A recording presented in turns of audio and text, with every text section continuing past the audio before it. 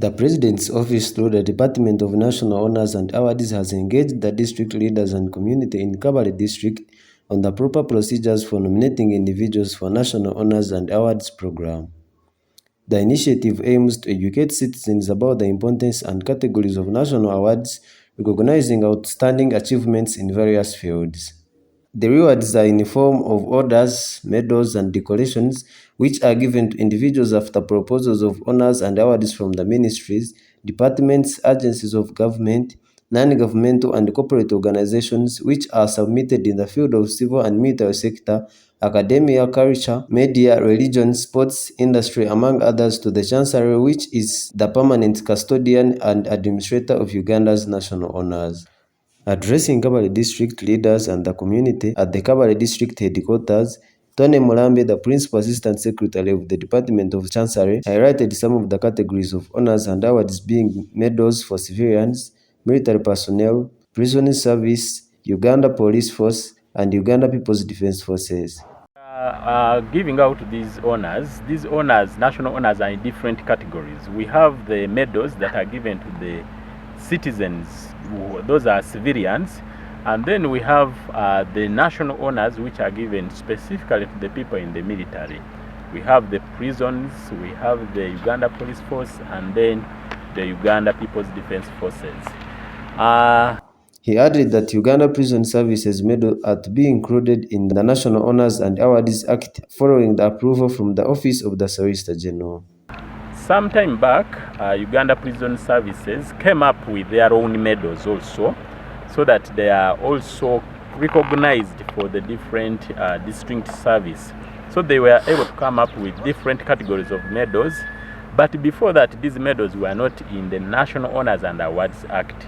And as such, these medals were submitted to Office of the Solicitor General, and the Office of the Solicitor General approved those medals. So our National Honors and Awards Act is going to be amended so that those medals of the Uganda Prison Services are also included in the Act.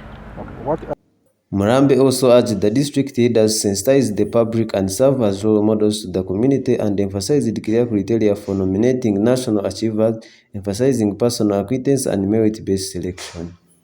The district leaders hold a lot of responsibility in this subject matter of national honors. One, they are supposed to sensitize the general public within the district so that the general public comes to understand the importance of these national honors and how to identify these national achievers. Two, these district leaders are supposed to act as examples to the rest of the other people within the district. In other words, they are supposed to act as role models within the district, such that the other general public is able to emulate the good. Very clear, we have a national framework for identifying these national achievers, and we have really emphasized this aspect of identifying these national achievers by following properly the criteria that is used in identifying these national achievers. And the first critical thing that we have emphasized is to ensure that when you are identifying someone, you should be well acquainted with the individual that you are trying to nominate. The reason is that you cannot nominate someone that you don't know. Why? Because you may nominate someone with bad characters within the community, and that will not give a good picture. Therefore, we are emphasizing the fact that when you are identifying a national achiever, you should identify someone that you know very, very well. You know the characters of the individual, so that at the end of the day, this person is able to go through the vetting process and is given a medal. The Kabale District LC5 Chairperson Nelson Shangabashija commended the work done by the Department of National Honors and Awards, and also thanked the district leadership, security team, and the media fraternity for the good work done towards promoting the good deeds of the Ugandan government. I want to welcome all of you to this very important meeting, and I want to thank you for your concern and commitment, because in whatever we are doing, we know security is the first thing in whatever we are doing. We know you. For us, we go and sleep, our people go there and enjoy. They are busy in businesses, but for you, you don't sleep to make sure that there is peace and harmony. We salute you for that, And we thank you so much.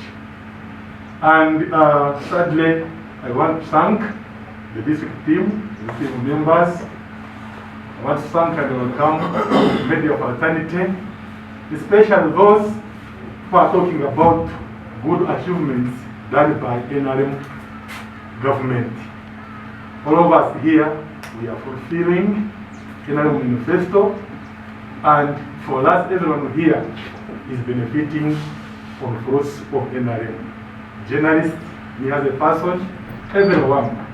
So kindly, our good friends, media fraternity, when you are talking, don't forget to talk about government programs. Robert Tukundani, the district internal security officer, urged the awards department to create a desk purposely for social researcher to be able to identify outstanding talents and knowledge in the community. There was a boy of age 5 studying in Mara, but hearing from the village, who had made a ventilator. These ventilators, I think he went to one of the COVID units, observed everything, conglomerated all his chemistry knowledge had just picked within his secondary school and made something that could make some gas as a ventilator. Came with it to our office, and really to look for historicals, create a desk purposely, a desk of social researchers that will identify talent. Because much of what these boys have is always taken over by NGOs, and NGOs are about to keep the inertia as usual. Please put that desk so that when we get this, young talent potential, we know where to report to and where we know it can be taken seriously. In the same voice, Gerald, the deputy DSO, also requested the team to create some future privileges for the people who gain awards and honors towards their families in order to motivate the public on achieving such honors. These outstanding people, for example, when they are going in higher institutions of learning, as long as there is confirmation that this child is from Nyakavuma LTM, then they can have a subsidy, not fully paying for them, but a subsidy maybe on tuition and everything. And it becomes like that. People will be motivated to know that if I work and seriously contribute to this, but somehow I'm also guaranteeing for why I am sacrificing to this extent. So it could be also another source of motivation. In response, Murambi promised to deliver the information to the Ministry of Science and Technology to be able to provide the position for the young talents in Uganda.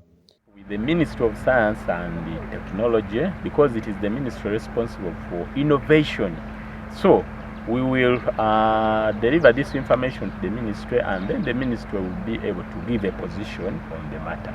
And I have liked the observation. It is a very good idea, because once these younger individuals, innovators are identified, they will be able to transfer knowledge to their other people, and that will be expanding the innovation coverage within our country. Samuel Awumuza, ABK Vision.